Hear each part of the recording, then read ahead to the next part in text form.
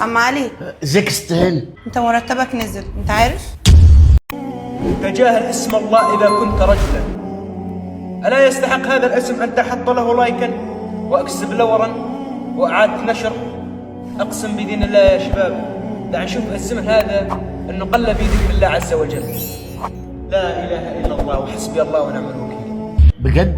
انت بتدهوني يا ست هانم؟ بس انت طبعا عارف الاجراءات. ايوه يا ست هانم عارف، انا باخد 5000 جنيه وحضرتك بتخصم لي 1000 ونص رسوم تحويل المرتب من الموبايل بتاعك لبنات اللي في البلد، واعملي زي كل مره اخصمي برضه ال 1000 ونص وبعتي ال 3000 ونص لبناتي. تمام، انت كده عارف كل حاجه، مش لازم كل مره بقى تعرفني انا بعمل ايه. معلش يا ست هانم ما تاخذنيش حقك عليا، اصل انا لا مؤاخذه لا بعرف اقرا وراكب، وال1000 ونص اللي انت بتحسبيهم دول رسوم التحويل زي ما حضرتك مفهماني، يعني حضرتك ما بتحطيش حاجه في جيبك. ماشي خلاص بقى، ما تصدعنيش. هو انا مش هبعت على نفس الرقم اللي هو اخره 173 ده؟ ايوه بالظبط يا ست هانم، هو على اسم بنت عزيزه. ماشي خلاص، الفلوس وصلت. معلش يا ست هانم معلش، اتأكدي مرة تانية، أصل بناتي محتاجين الفلوس ضروري قوي، ولو ما راحتش هتبقى مشكلة كبيرة. هو أنت اتجننت ولا إيه؟ وأنت بتشكك فيا؟ هو أنت نسيت أنا شغالة إيه هنا في الشركة؟ أبقى مديرة الحسابات. معاملة زي دي بالنسبة لي تافهة قوي على اللي أنا بعمله، لكن بالنسبة لك أنت كواحد جاهل مش فاهم أي حاجة طبعا صعب عليك. على العموم الفلوس وصلت لبناتك، تمام؟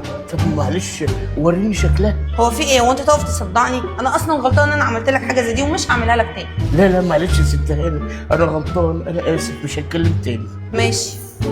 صح. اوعى تعرف اي حد ان انا بعمل لك الخدمه دي، ولا بحول لك الفلوس من تليفوني، ولا حتى بحول لك. طب أنا ليه هقول لهم يا ست هانم؟ عامة انا حبيت اعرفك وبس، عشان انا مش بحول لحد عن طريق التليفون غير ليك انت وبس. اي حد تاني بيستلم فلوسه كاش وبيدفع ضريبه، فلو اي حد عارف هيشبط طبعا وهيبقى عايز كله ان هو يتحول له على طريق التليفون. فانا مش بعمل كده غير ليك انت وبس، خليها سر ما بيني وما بينك عشان انت مميز. ربنا يخليك يا ست هانم، أكيد طبعا مش هقول لأي حد. ماشي يا عم علي. مساء الخير يا عم علي. ازيك يا استاذ حسام؟ عامل ايه؟ الحمد لله. بقول لك يا عم علي، هو انت مرتبك كام وبتقبضه ازاي؟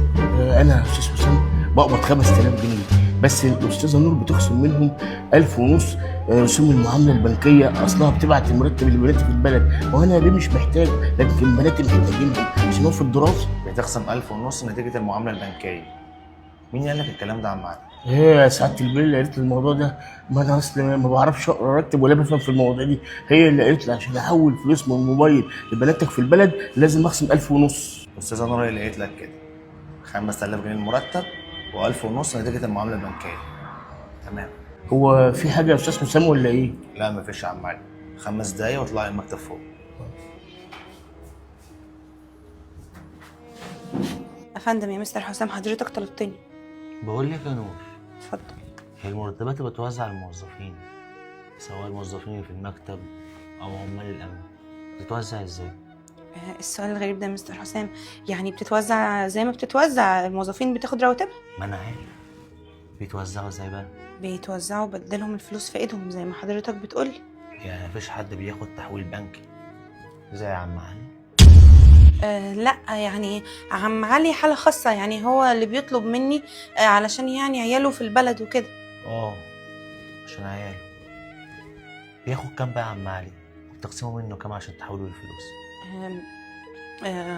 ياه، كل دي فلوس بياخدها؟ بياخد كام؟ وبتقسموا له قد ايه من الفلوس؟